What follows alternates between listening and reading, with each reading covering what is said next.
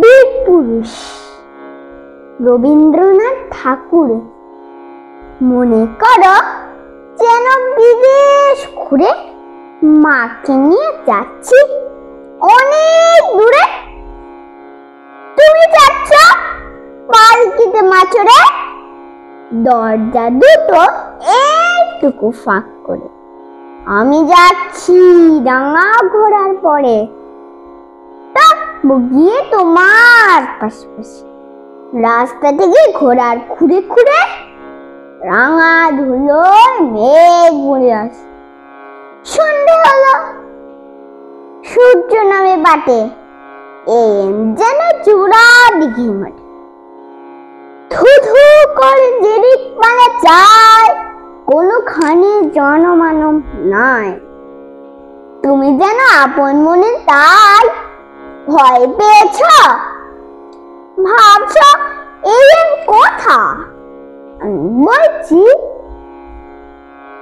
ভয় করে না মাগো, ওই দেখেছে বড়া নদী সুতা।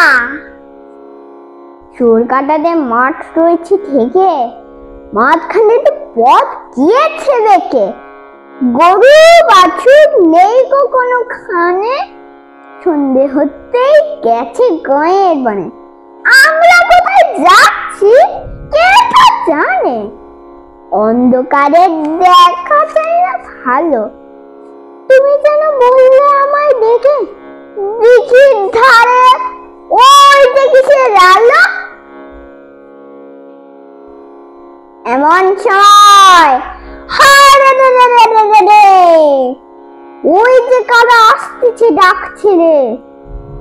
তুমি ভয়ে বালতিতে এক কোণে ঠাকুরদের স্মরণ করছো মনে।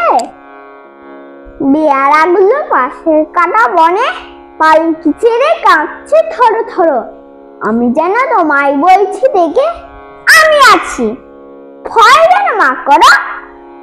হাতে লাঠি, মাথায় ছাকড়া চুল, কানে দানের গোঁজা, জবার ফুল। আমি বলি দাঁড়া, খবরদার একটা কাছে আসিস যদি আর।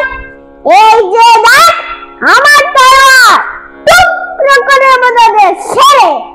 শুনে তারা লম্ফ দিয়ে উঠে চেঁচে উঠল, তুমি বললে যাস নে খোকা রে। আমি বলি দেখো না, ছুটে ঘোড়া গেলেন তাদের মাঝে।